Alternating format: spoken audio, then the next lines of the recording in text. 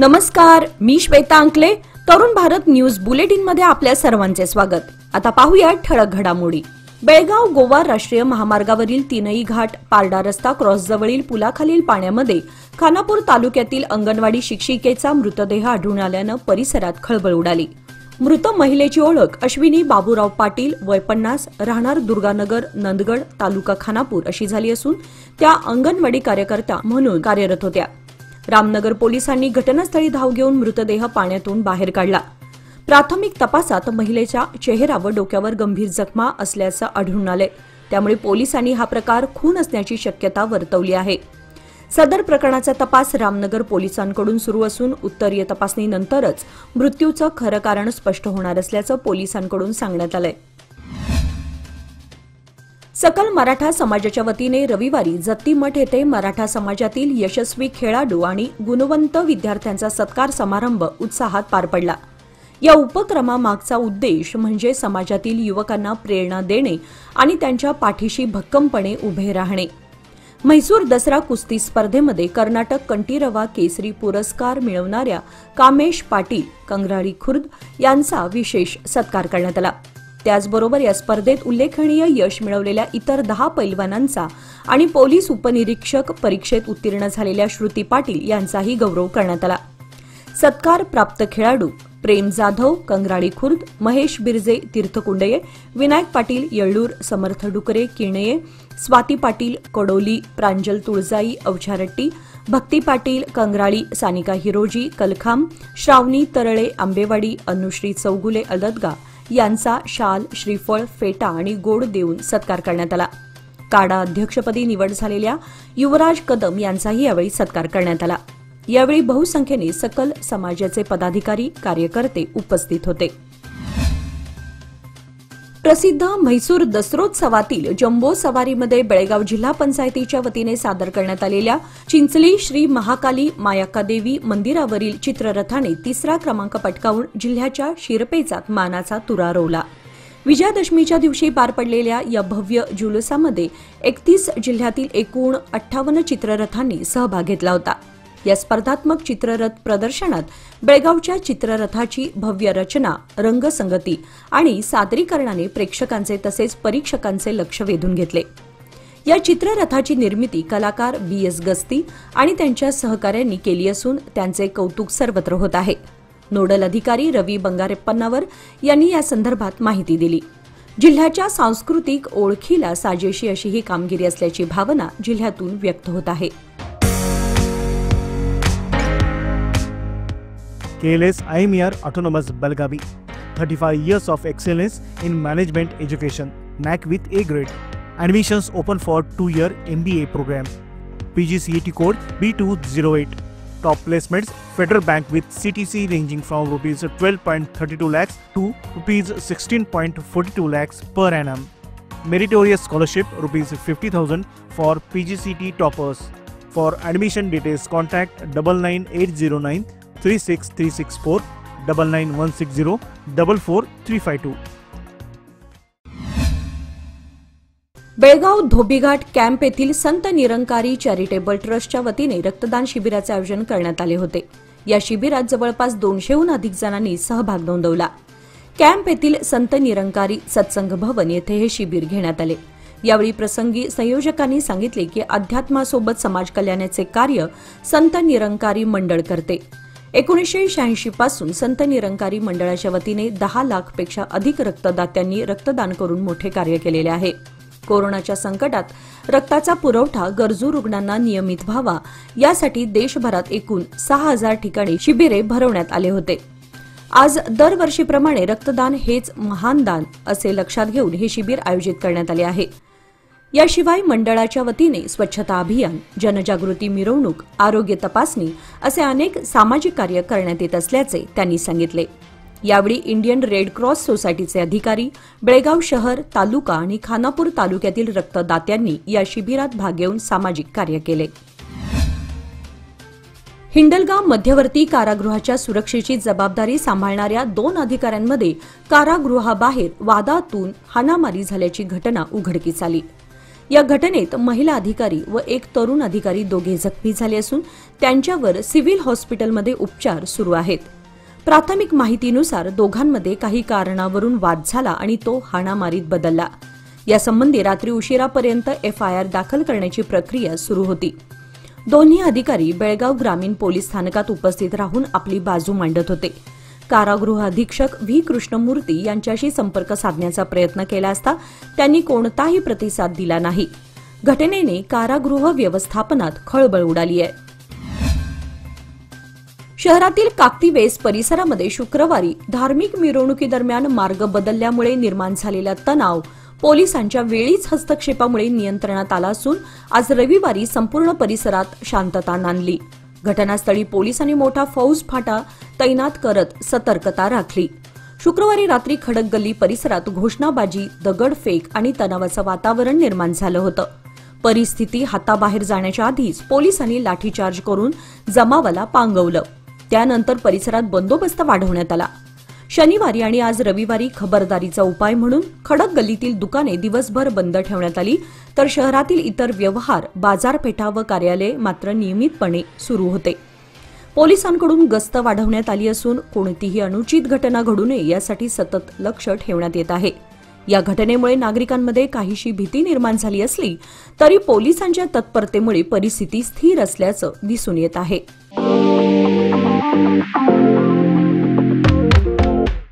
DK Herekar jewellers सादर करीत आहेत खडेबाजार बेळगावमधील आपल्या सुवर्णदालनाचा पहिला वर्धापन दिन आणि दसरा दिवाळी निमित्त खास बंपर ऑफर.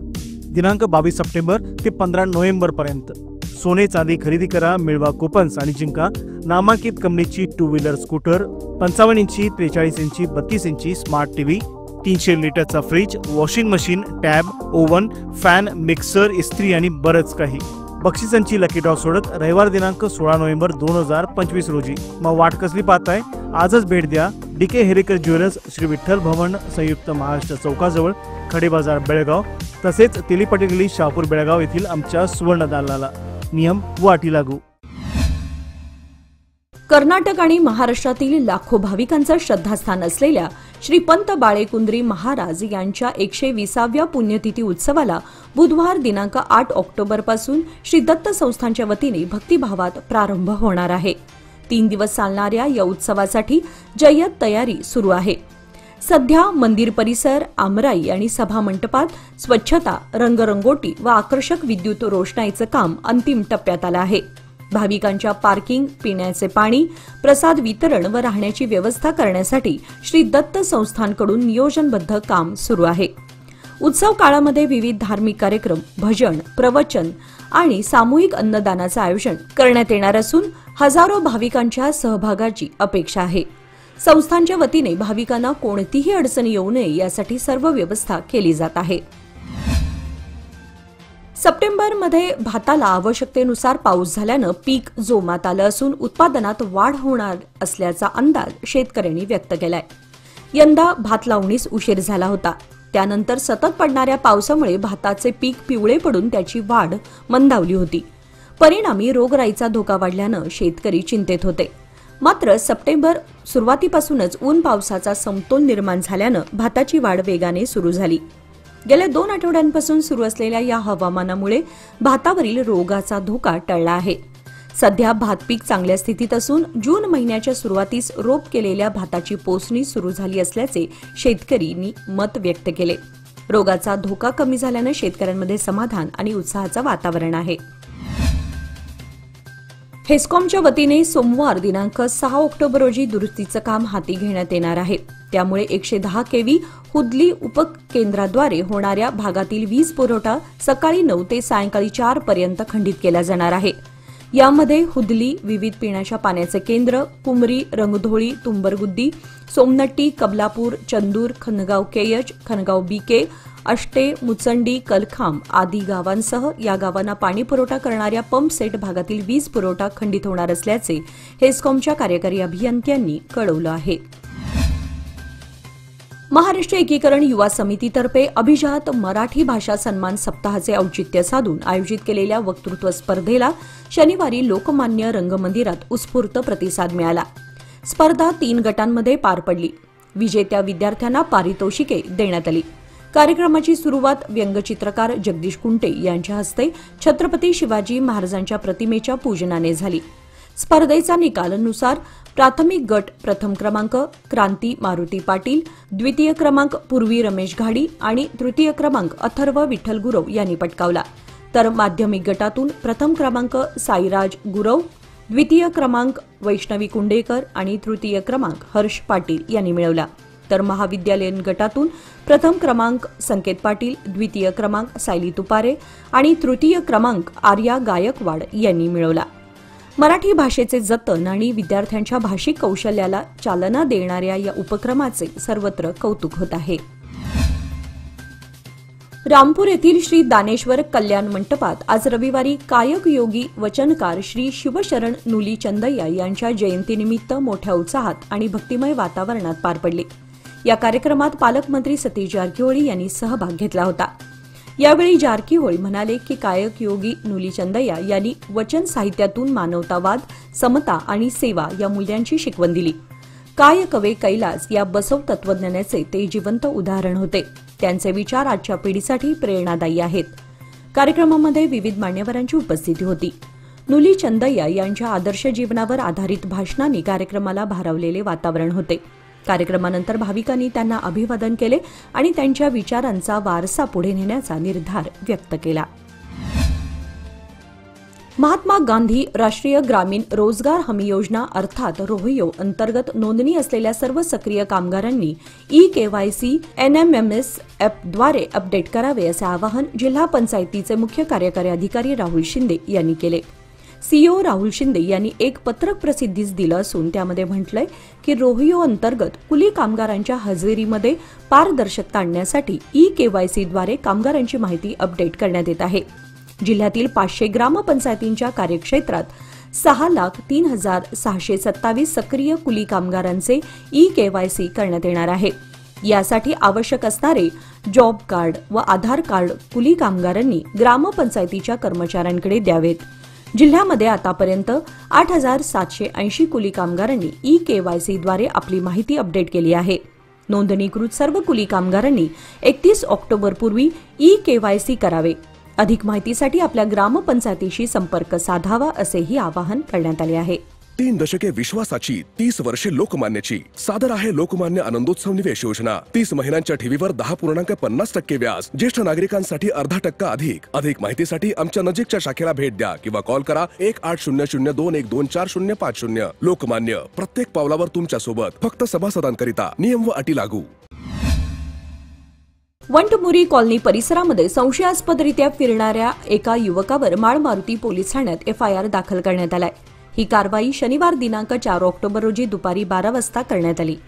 विनायक प्रकाश नंदगडकर वय 43 राहणार जुने गांधीनगर असे त्या युवकाचं नाव आहे। हा युवक परिसरामध्ये संशयास्पद हालचाली करताना पोलिसांच्या लक्षात आला। त्यानंतर त्याला तात्काळ ताब्यात घेण्यात आले। पोलीस निरीक्षक जयम कालीमिर्ची यांच्या मार्गदर्शनाखाली ही कारवाई करण्यात आली असून अधिक तपास सुरू आहे। नागरिकांनी अनोळखी व संशयास्पद हालचाली दिसल्यास पोलिसांना तात्काळ कळवावे असे आवाहन पोलिसांकडून करण्यात आले आहे। उन्हाच्या तीव्र झळांनी केवळ माणसेच नाही तर प्राणी मात्रही त्रस्त झालेत। काल शनिवारी जिल्हाधिकारी कार्यालय परिसरात एक अनोखा प्रकार घडला। भर दुपारी तीव्र उन्हापासून वाचण्यासाठी एक वानर सावलीच्या शोधात परिसरात फिरताना दिसून आला। सुरुवातीला वानर एका शेडखाली बराच वेळ थांबला। त्यानंतर तिथून सरकत एका शासकीय वाहनावर जाऊन बसले। तिथेही बराच वेळ बसून विश्रांती घेतली। हा प्रकार पाहून परिसरातील काही पोलिसांनी त्याला केळी आणि बिस्किटे देण्याचा प्रयत्न केला। काहींनी त्याच्याशी संवाद साधण्याचा प्रयत्न केला, मात्र माकड पूर्ण शांत आणि थंड डोक्याने केवळ सावलीत बसून राहिलं। या दृश्याने अनेकांना आश्चर्य वाटलं। काहींनी मोबाईलमध्ये त्याचे फोटो आणि व्हिडिओही टिपले। शहरातील वाढत्या तापमानात प्राणीही उन्हापासून वाचण्यासाठी माणसांच्या जवळ येऊ लागलेत, हे या घटनेतून दिसून आलं। हा प्रकार शनिवारी दुपारी जिल्हाधिकारी कार्यालयाच्या परिसरात घडला असून उन्हाचा वाढता प्रकोप नुसता माणसांनाच नव्हे तर मुख्य जीवांनाही अस्वस्थ करत असल्याचं दिसून येतं। बेळगुंदी येथील बालवीर सोशल फाउंडेशन संचलित बालवीर विद्यानिकेतन बेळगुंदी शाळेमध्ये राष्ट्रपिता महात्मा गांधी व लाल बहादूर शास्त्री जयंती शाळेचे संयोजक शंकर चौगुले सर यांच्या अध्यक्षतेखाली मोठ्या उत्साहात साजरी करण्यात आली। त्यांनी अध्यक्षीय भाषणातून माझे सत्याचे प्रयोग या पुस्तकाचा संदर्भ घेत महात्मा गांधीजी यांच्याविषयी उपस्थित शिक्षकांना मार्गदर्शन केले। कार्यक्रमाला प्रमुख अतिथी म्हणून गोविंद गावडे व तेजस्विनी भडांगे यांनी गांधी व लालबहादूर शास्त्रीजी यांच्याविषयी आपले मनोगत व्यक्त केले।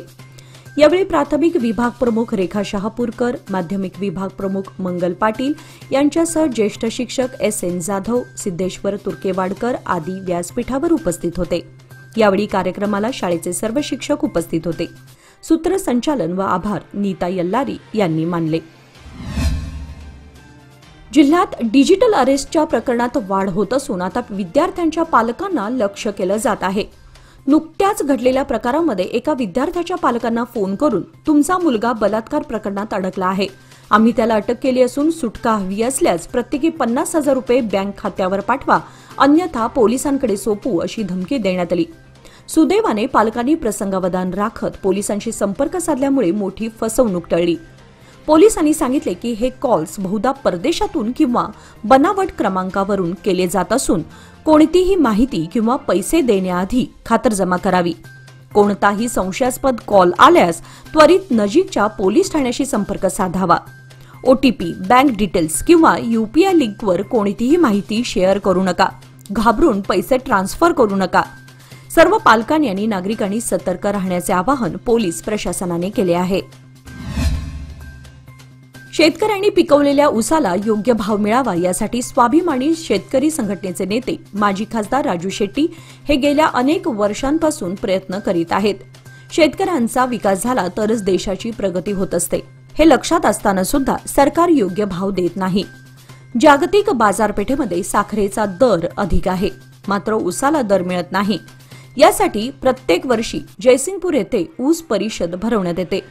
16 ऑक्टोबर रोजी 24वी ऊस परिषद जयसिंगपूर येथे असून या पार्श्वभूमीवर 9 ऑक्टोबर रोजी बोरगाव येथे शेतकरी मेळाव्याचे आयोजन करण्यात आले असल्याची माहिती स्वाभिमानी शेतकरी संघटना व कर्नाटक राज्य रयत संघ यांनी आयोजित केलेल्या पत्रकार परिषदेत दिली। निपाणी तालुक्यातील कोगनोळी, हंचिनाळ केएस व परिसरात पावसाने उघडीप दिल्याने सोयाबीन पिकाची कापणी आणि मळणीला वेग आला असल्याचं चित्र आहे। उत्पादन चांगलं असलं तरी खर्चाच्या तुलनेत सध्याचा भाव शेतकऱ्यांना परवडणारा नाही, त्यामुळे दराचा अंदाज घेऊन शेतकरी सोयाबीन विक्रीला प्राधान्य देत आहेत। निपाणी तालुक्यातील प्रमुख आंतरराज्य महामार्ग म्हणून ओळखल्या जाणाऱ्या निपाणी हुपरी या मार्गावरील मांगूर हद्दीमध्ये 2 ठिकाणी सर्रासपणे जुगार अड्डा सुरू असल्याचं दिसत आहे। याबाबत नागरिकांनी पोलीस, तहसीलदार आदी अधिकाऱ्यांकडे तक्रार करूनही कोणतीच कारवाई न झाल्यानं नागरिकांमधून तीव्र नाराजी व्यक्त होत आहे। याचबरोबर आजचे बातमीपत्र इथे संपले। अधिक माहिती आणि ताज्या घडामोडींसाठी पाहत रहा तरुण भारत न्यूज चॅनल। तसेच आमच्या चॅनलला लाईक, शेअर आणि सबस्क्राईब करायला विसरू नका। आणि विश्वासार्ह बातम्यांसाठी दररोज वाचा दैनिक तरुण भारत। धन्यवाद।